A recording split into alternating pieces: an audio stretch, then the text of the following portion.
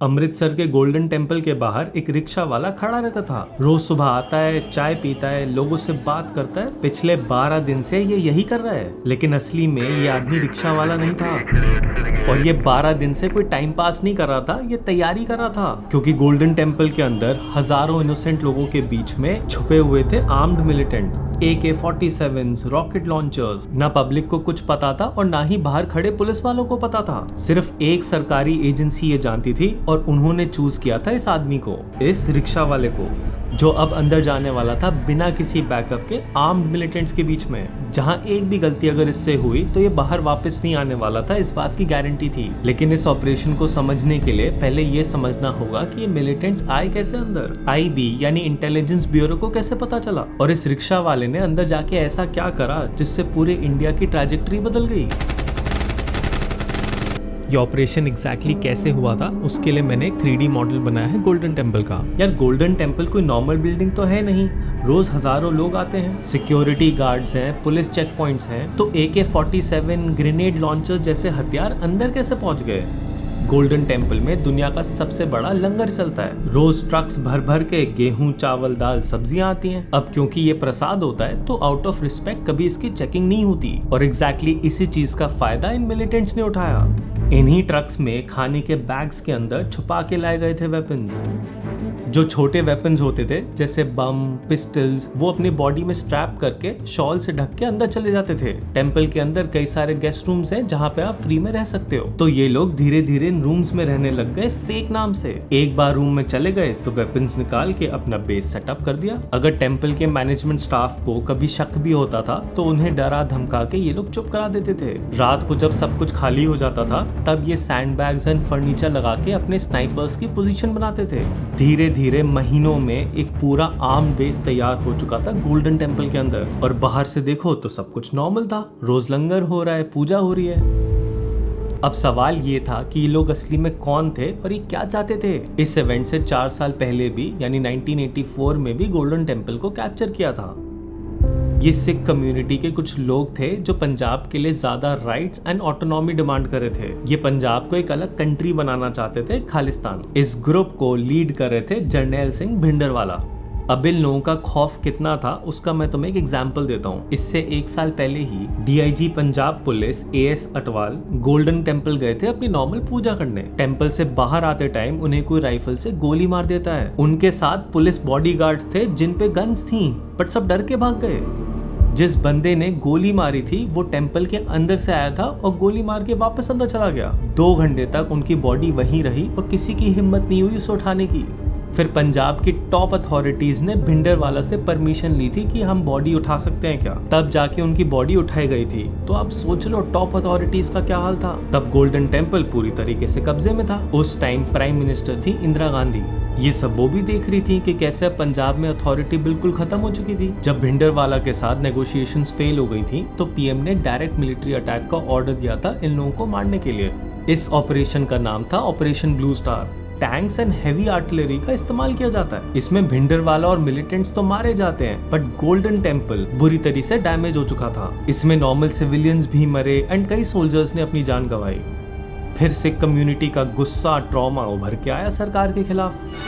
Mrs. Gandhi is assassinated, shot down by 2 of her own bodyguards. They were Sikhs taking revenge for the invasion of their temple in June. और फिर 1 महीने बाद पूरे India में anti Sikh rights होते हैं जिनमें हजारों लोग मरे थे। इंदिरा गांधी के बाद राजीव गांधी PM बने तो उन्होंने वापस से गोल्डन टेम्पल को रीबिल्ड करा, बट उससे भी गुस्सा शांत नहीं हुआ था। गोल्डन टेम्पल के कुछ पोर्शंस को लोगों ने तोड़ दिया ये बोल के कि सरकार ने इसे अपवित्र कर दिया है। ऊपर का गोल्डन टोम भी हटा दिया। अब इस गोल्ड का क्या किया, कहाँ बेचा, किसी को नहीं पता। तब भी खालिस्तान की डिमांड करने वाले मिलिटेंट्स रुके नहीं थे और अब फिर से गोल्डन टेम्पल पूरी तरीके से कैप्चर हो चुका था। लेकिन इस बार एक एजेंसी थी जो ये सब देख रही थी, इंटेलिजेंस ब्यूरो। पिछले कुछ महीनों में पंजाब के अलग अलग गांवों से हाई प्रोफाइल मिलिटेंट्स अचानक से गायब होने लगे। ये वो थे जिन पे कंटिन्यूस सर्विलेंस थी। जब IB ने इनकी लास्ट लोकेशंस ट्रैक करी तो सब रास्ते एक ही जगह जा रहे थे, अमृतसर। ये मास गैदरिंग प्लान कर रहे थे गोल्डन टेम्पल के गेस्ट हाउसेस के अंदर। आईबी ने अपना लोकल इन्फॉर्मेंट्स का एक नेटवर्क बना रखा था गोल्डन टेम्पल के बाहर। लोकल शॉपकीपर्स और ठेले वालों ने बताया कि रात को डेली सप्लाई ट्रक्स में भारी भारी क्रेट्स आ रहे हैं।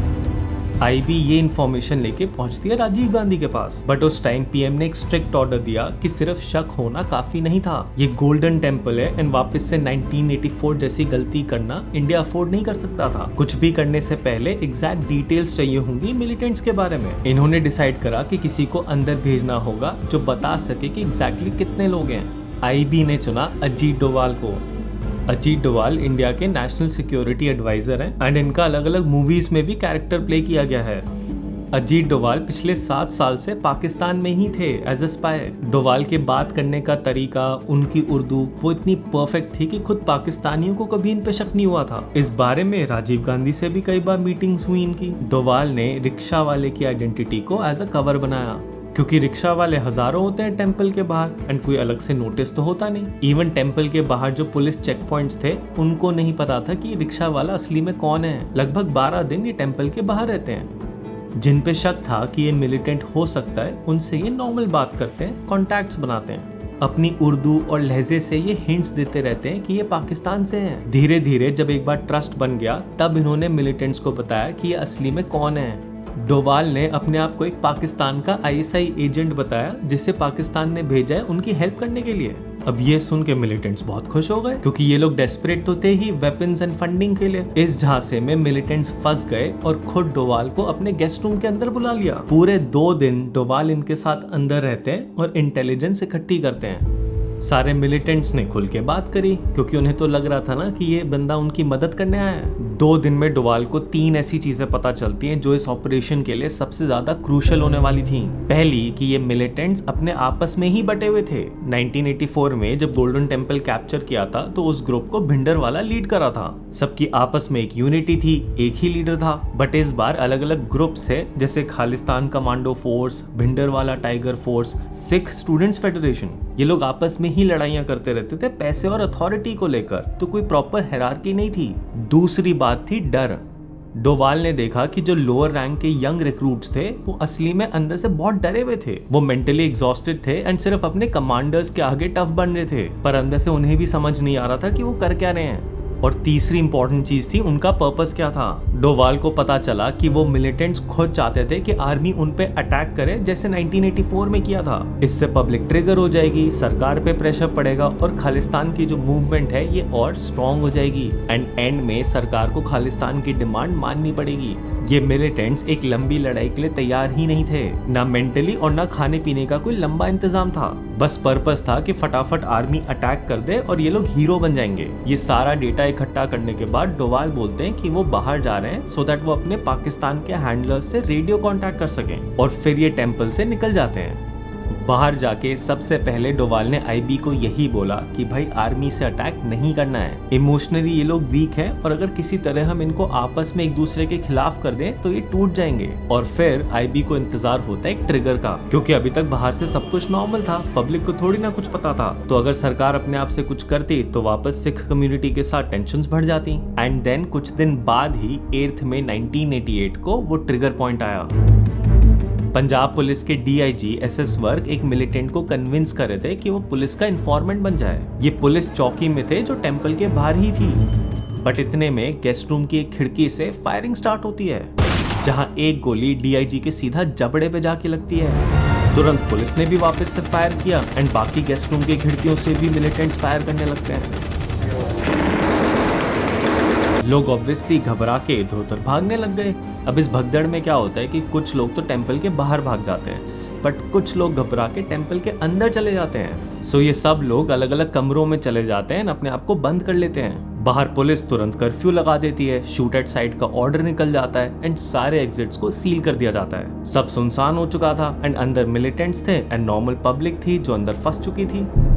एंड इस टाइम पे शुरू होता है operation black thunder. Rajiv Gandhi के स्ट्रिक्ट ऑर्डर्स थे कि किसी भी हाल में टेम्पल को किसी भी तरीके का नुकसान नहीं होना चाहिए। ऑन ग्राउंड ये सारा ऑपरेशन संभाल रहे थे पंजाब के डीजीपी केपीएस गिल। जो इंटेल अजीत डोवाल से मिली थी वो देखो ये कैसे यूज करते हैं। इन्होंने सबसे पहले गोल्डन टेम्पल के पानी और बिजली की सप्लाई कट कर दी। मई का महीना था तो गर्मी बहुत थी, क्योंकि इन्हें पता था कि इन मिलिटेंट्स के पास लंबी लड़ाई का कोई प्लान नहीं है। बट यहाँ पे पुलिस को एक प्रॉब्लम आती है कि जो पुलिस के पास वेपन्स थे वो इतने लॉन्ग रेंज के थे ही नहीं कि वो बाहर से अंदर अटैक कर पाए। तो फिर एनएसडी यानी नेशनल सिक्योरिटी गार्ड के ब्लैक कैट स्नाइपर्स को बुलाया जाता है। जितने भी आसपास के होटल्स, हॉस्टल्स एंड रूफटॉप्स थे वहां पे ये स्नाइपर्स अपनी पोजीशन ले लेते हैं, बट कोई अंदर नहीं जाता। एंड यहाँ पे केपीएस गिल एक जीनियस मूव पुल करते हैं। जब 1984 में गोल्डन टेम्पल कैप्चर हुआ था तो उस टाइम पे सरकार ने टोटल बैन लगा दिया था मीडिया कवरेज पे। किसी को भी फिल्मिंग वगैरह करना अलाउड नहीं था। बट इससे क्या हुआ कि बहुत सारे नैरेटिव्स एंड रूमर्स बनने लग गए कि असली में हुआ क्या था। इससे खालिस्तान मूवमेंट को सपोर्ट एंड सिंपैथी मिल गई थी। बट इस बार बकायदा जर्नलिस्ट को इन्वाइट किया जाता है एंड इनको भी रूफ टॉप्स पे सेटअप कर देते हैं। इससे सारी दुनिया सच देखेगी एंड कोई नैरेटिव्स का स्कोप ही नहीं बचेगा। लाइव ब्रॉडकास्ट चल रहा था टीवी पे कि सरकार कैसे डील कर रही है, क्योंकि गिल ये बात जानते थे कि अगर दुनिया ये देख रही है ना तो फिर मिलिटेंट्स को कभी वो हीरो का नैरेटिव मिलेगा ही नहीं। 8 मई को ये ओपन फायरिंग स्टार्ट हुई थी और फिर 11 मई को जाके पहला ब्रेक थ्रू मूवमेंट आता है। पुलिस बड़े बड़े स्पीकर्स लगा के अनाउंस करती है 2 घंटे का सीज फायर। ये स्ट्रिक्टली जो अंदर पब्लिक एंड टेम्पल स्टाफ फंस गया था उनके लिए था कि सब हाथ ऊपर करके बाहर आ जाओ, कोई फायरिंग नहीं करेगा। धीरे धीरे एक एक करके घबराए हुए लोग बाहर आने लग गए। अब जो अंदर बचे थे वो सारे मिलिटेंट्स थे।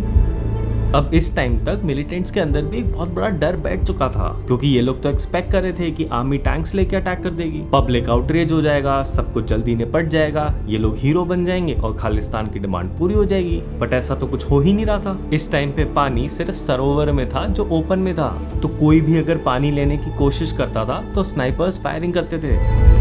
फिर स्टार्ट होता है एक साइकोलॉजिकल वॉरफेयर। लाउड स्पीकर्स पे पुलिस उन यंग रिक्रूट्स के नाम लेती है जो अंदर छुपे हुए थे। ये वही नाम थे जो डोवाल ने अंदर जाके इकट्ठे किए थे। इससे मिलिटेंट्स और डर गए कि भाई उनकी आइडेंटिटी अब पब्लिक हो गई है। पुलिस लाउड स्पीकर पे बोलती है कि उनके जो लीडर्स हैं वो अपना राशन लेके आए हुए हैं एंड वो अपना खाना पीना खा रहे हैं, तो बस ये यंग रिक्रूट्स हैं जो भूखे प्यासे मर रहे हैं। तो इन अनाउंसमेंट से मिलिटेंट्स आपस में लड़ना स्टार्ट हो जाते हैं। तो जो भी थोड़ी बहुत यूनिटी बची थी वो भी अब खत्म होने लग गई थी।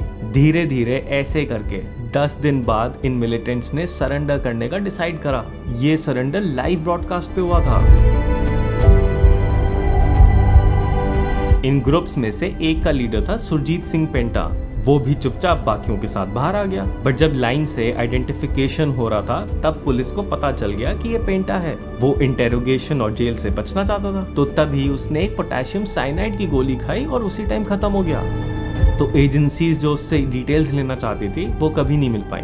जो भी ये मिलिटेंट्स चाहते थे उन्हें कुछ भी नहीं मिला, ना कोई हीरो नैरेटिव बना एंड पूरी दुनिया ने भूखा प्यासा और अकेला सरेंडर करते हुए देखा। कोई पब्लिक आउटरीच नहीं हुआ एंड वो 1984 वाले हालात नहीं हुए। टोटल 41 मिलिटेंट्स मरे, कोई सिविलियन कैजुअलिटी नहीं हुई और ना ही एनएसडी कमांडोज को कुछ हुआ। एसएस वर्क भी फायरिंग सरवाइव कर गए थे। उस टाइम पे खालिस्तान मूवमेंट जो पंजाब में एक रियल थ्रेट था वो कभी उसके बाद मोमेंटम गेन नहीं कर पाया। एक रिक्शा वाले ने अंदर जाके सच पता किया जिसने ये ऑपरेशन पूरी तरीके से बदल दिया। एंड तुम्हें क्या लगता है कि फोर्स ज्यादा पावरफुल है या इंटेलिजेंस? नीचे कमेंट्स में बताना।